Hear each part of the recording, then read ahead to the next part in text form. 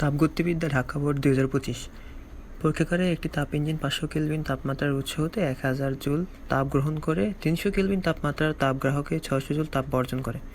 তাপ ইঞ্জিনটির দক্ষতা নির্ণয় করো। আচ্ছা, দক্ষতা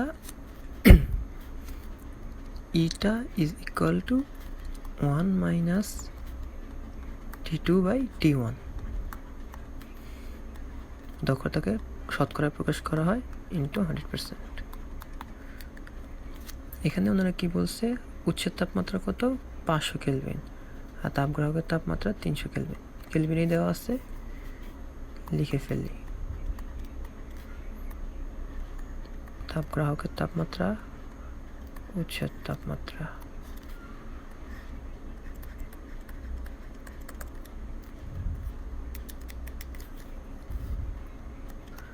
তো এটা করলে আসবে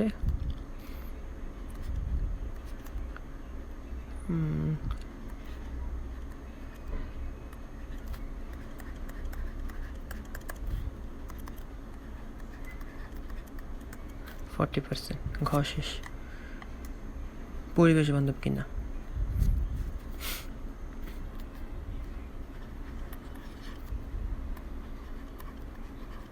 এটা দুইভাবে করা যায়। ইঞ্জিনটি পরিবেশ বান্ধব হবে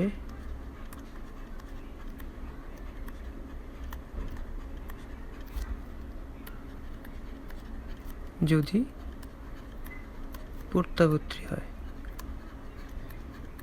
প্রত্যাবর্তী হয়।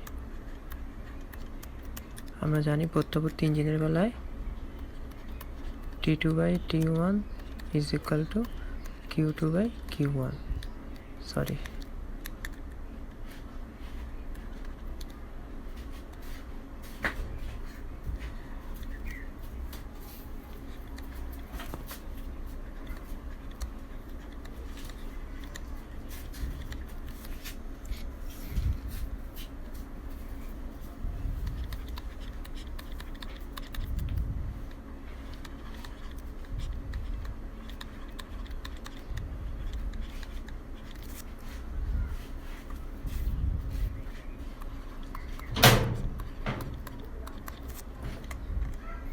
Q2 মানে তাপ গ্রাহকের। Q2 হলো 600 আর Q1 1000।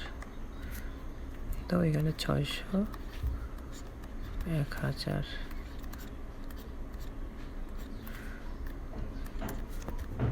6 3 2 দিয়ে কাটলে 3 দুগুণে 6, 3/5। তাহলে অতএব ইঞ্জিনটা প্রত্যাবর্তী, যেহেতু আমাদের যেটা সমান আসছে, অতএব ইঞ্জিনটি প্রত্যাবর্তী। আচ্ছা, শেষ। তার মানে এখানে আমরা বলতে পারি যে এটা পরিবেশ বান্ধব, কারণ প্রত্যাবর্তী প্রক্রিয়ায় আমাদের এন্ট্রপি শূন্য হয়, অর্থাৎ পরিবেশ বান্ধব। এটা একটা অ্যান্সার। আরেকভাবে করা যায়, কেউ যদি একদম এন্ট্রপি বের করতে চায় তাহলে করা যায়। আচ্ছা, এটা হলো আমাদের অন্যভাবে। আমরা কীভাবে করতে পারি, আমরা বলতে পারি যে আমরা জানি যে এন্ট্রপির ফর্মুলা আছে ds on the ds Q by T. T kelvin তাপমাত্রা আর আমাদের কিউ তো কিউই তাপ আমাদের উৎসের তাপ দেওয়া ছিল কত,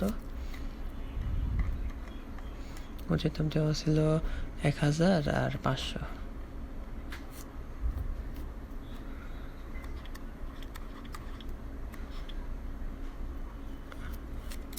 ডিকিউ বাই টি তো 500 কেলভিন তাপমাত্রা উৎস থেকে 1000 জুল, 1000 বাই 500, সরি।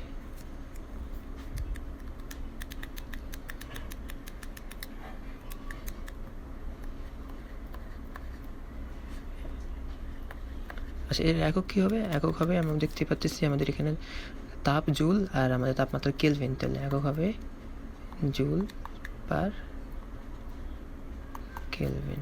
তাহলে এটা আসে কত, 2 জুল পার কেলভিন। এখন তাপ গ্রাহকের বেলায় কত হবে? তাপ গ্রাহকের বেলায় এখানে তাপমাত্রা আসছে 600 আর এখানে আসছে 300।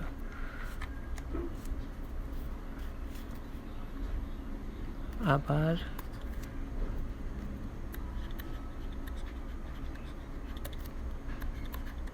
সমউষ্ণ সংকোচনের বেলায়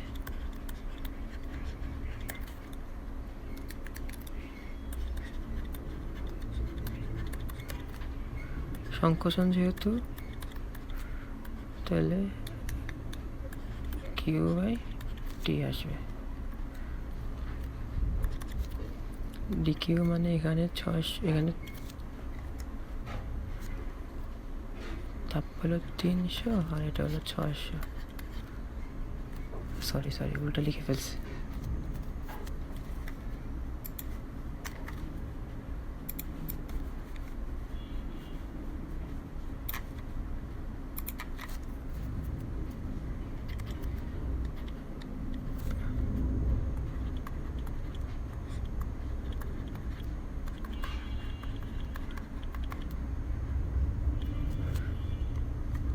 তাহলে টোটাল এন্ট্রপি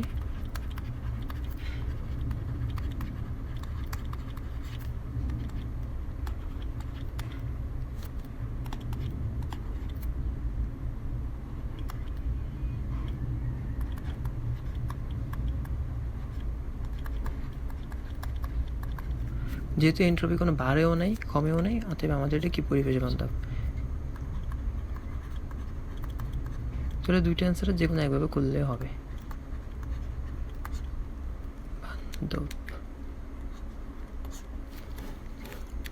এখন কথা হলো আমরা দুইটা স্টেপের জন্য বের করছি, বাকিগুলো কি হবে। যেমন আমরা যদি গ্রাফটা আঁকি,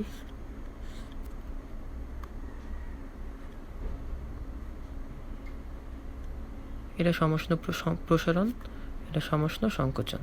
তাহলে এটার জন্য বের করছি DS1, এটার জন্য বের করছি DS2।